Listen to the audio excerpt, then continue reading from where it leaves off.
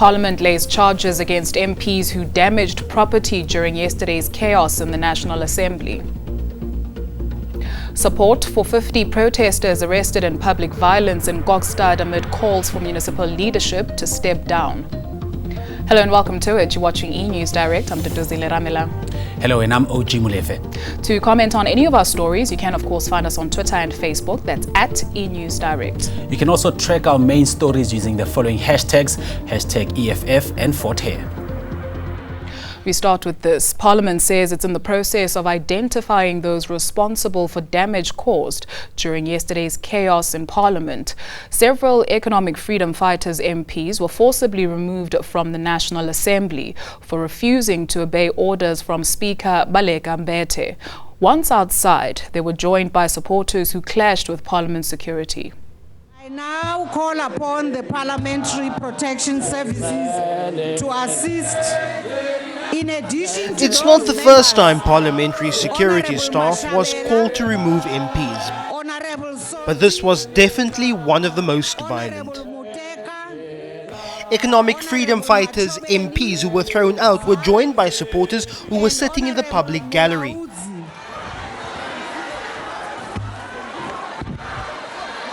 I think Parliament has a duty to find a better way of managing this kind of situation. It may be cool for ANC Honorable people at this point in time to hold me down. I appreciate I that. want to place it on record that we will take whatever steps are necessary to prevent them from coming to this house. If the Secretary doesn't get his act together and get those name badges so that we can identify those members. According to parliamentary rules, the parliamentary security services and not police are allowed to enter the chamber to remove MPs. Even so, many of the security personnel have been recruited from the SAPS.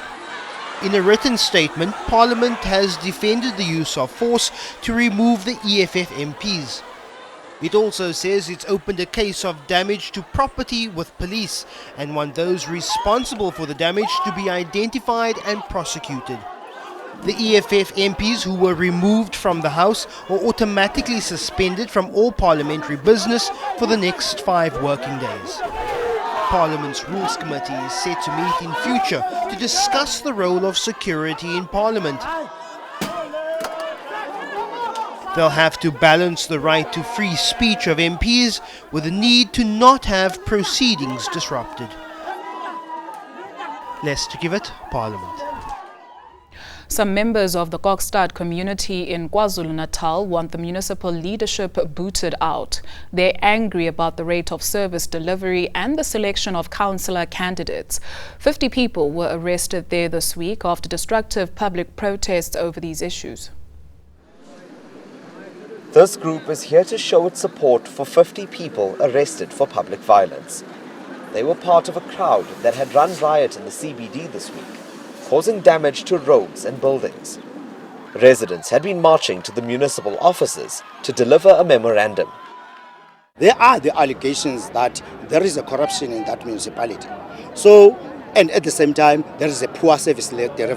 So, which means people who are failing is the mayor and the deputy mayor. They allege there's slow implementation of services and they want the municipal leadership out. They're also unhappy with some councillor candidates. But the mayor disagrees with their claims and says the protest is misdirected. We are number 1 as Greater Kokstad in terms of electricity coverage in Kokstad, access to clean drinking water. She's condemned the destruction. Community members who feel that I should step down should follow the democratic processes of the ANC. The mayor is appealing to the community to remain calm until their concerns are addressed. She says a public meeting will be held soon. Desantathia, Kokstad, KwaZulu-Natal.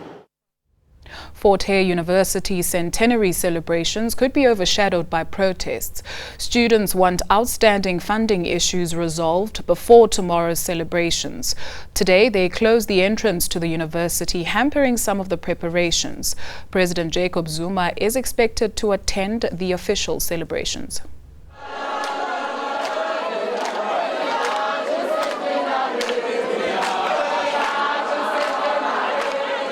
fire brigades, the centenary is burning. The soundtrack to the lecture boycott at the University of Fort Hare, students vowing to protest until their funding-related demands are resolved. And it's mid-May, students have not signed agreement forms and they are not receiving their meal allowances, they are not receiving their book allowances. And it's just a week before they write examinations, they don't have books, they are not eating. More than 8,000 of the university's 13,000 students are supported through the National Student Financial Aid Scheme. Student leaders are not backing down, saying there won't be any academic activities on campus until there's a resolution. We don't want a response that is written down. The response must be the SMSs entering in the phones of the students.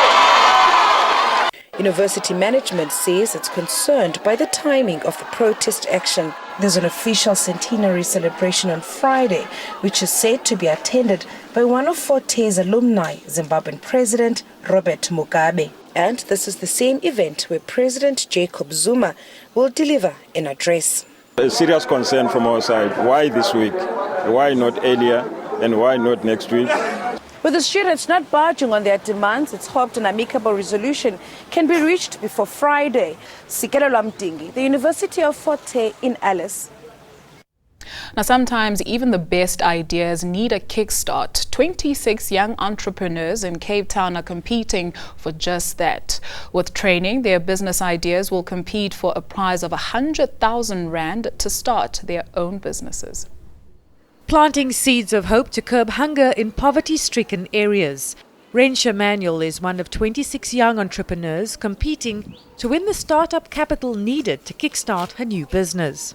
Her grow boxes are low-cost mobile nurseries for people to grow fruits and vegetables, even if they don't have a garden. The grow boxes will be portable.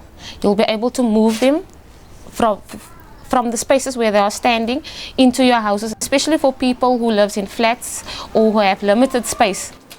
If Manuel wins, she says the boxes will retail at 90 Rand, seedlings and compost included. Additional training on upkeep will also be offered. The program, pioneered by the City of Cape Town in partnership with Alltech and Seed Academy, is an innovative fix for rising youth unemployment.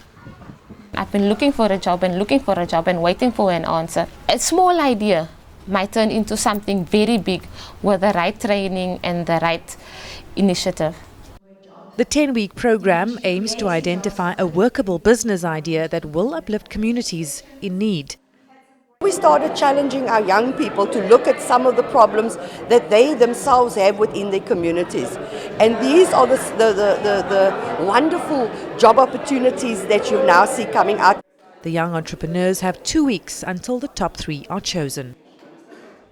A quick look at world news now, and rescuers are searching for more than 200 families feared to be buried under mudslides that have swamped 3 villages in Sri Lanka. The massive landslides have been triggered by days of rain that's caused widespread flooding, claiming over 30 other lives. Hundreds of people have been rescued, but thousands have been forced to flee their homes. A group of refugees and migrants has set fire to their shelter on the Italian island of Lampedusa. Tensions are on the rise as new arrivals are being sent daily to already overcrowded centers. Asylum seekers are also protesting against European laws that stipulate they must stay in the country where they first lived. And in the United States, a police dashboard camera has captured the path of a massive fireball that's thought to be a meteor. Hundreds of people, some as far as Canada, reported seeing the meteor as it lit up the early morning sky.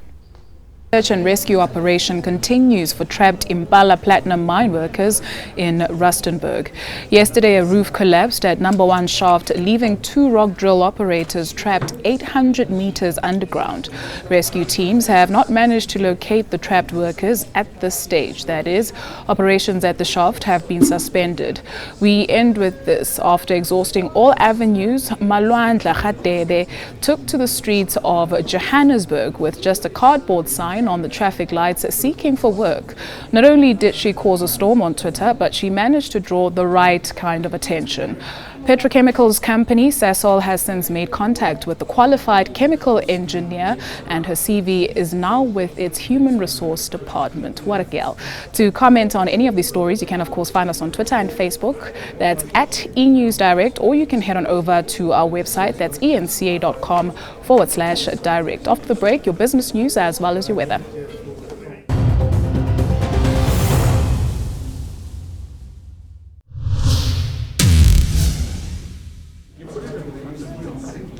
Money matters now, and the price of goods and services eased in April, but only slightly.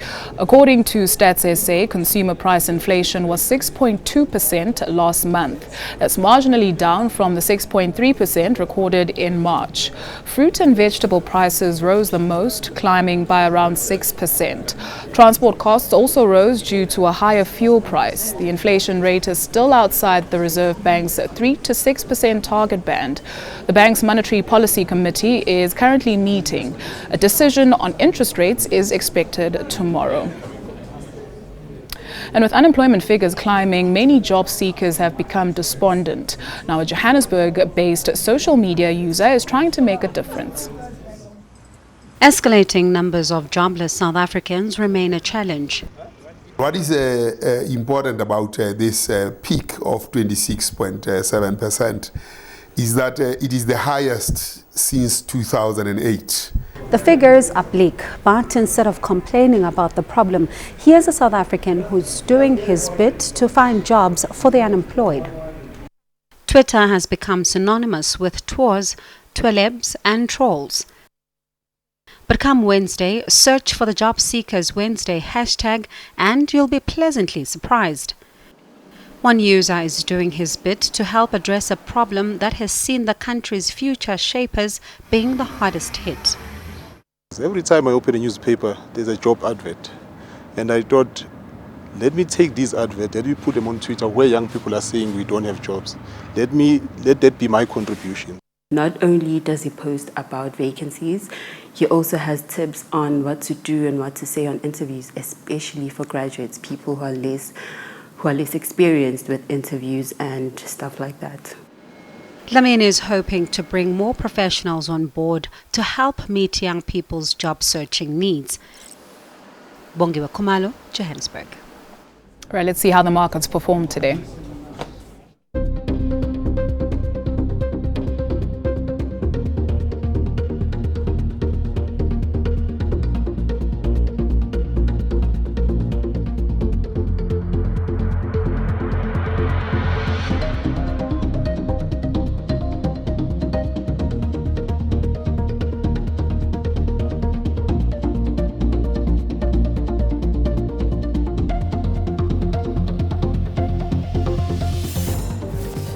Let's check in with the Weather Centre now. Here's Joel Guy.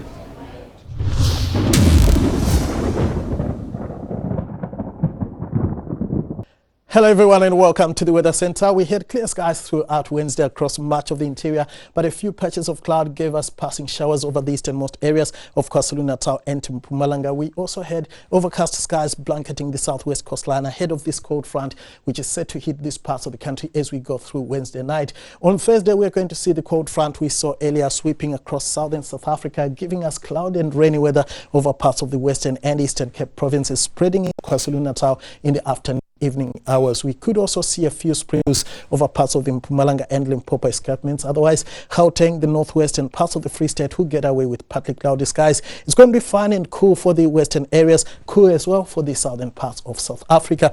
KwaZulu-Natal is going to be partly cloudy and warm for much of your Thursday. However, light rain is forecast in the evening along the coastal areas. Few thunder showers are possible for the southern sections of the province. We could also see thunder showers over the northeastern parts of the Eastern Cape, light rain along the coastal areas and the adjacent interior, Port Alfred and Port Elizabeth peaking at 19 degrees.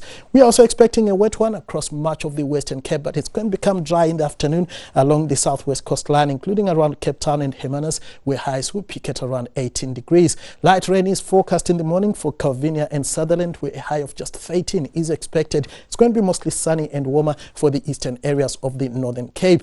Partly cloudy skies across the Free State with temperatures in the lower 20s for most areas. It gets warmer as we go towards the northwest with highs lying mostly in the mid-20s. We are expecting a few sprinkles in Limpopo around Tsanin. Otherwise, it's going to be mostly sunny to partly cloudy for the rest of the province. Partly cloudy skies are forecast across Mpumalanga. A high of 24 is expected around Mbombela. Similar weather for much of Gauteng, mostly sunny. However, for Pretoria, warming to around 24 degrees. We are going to have a bit of rain on a Friday over parts of KwaZulu-Natal and eastern Mpumalanga, mostly sunny across western South Africa. Then a dry Saturday is forecast across the whole country.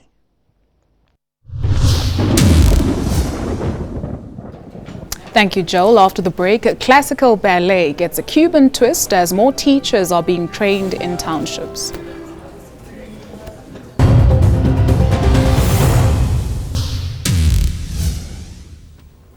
Welcome back. So ballet has twirled its way to Soweto. The South African International Ballet Competition has rolled out its training teachers and township programs.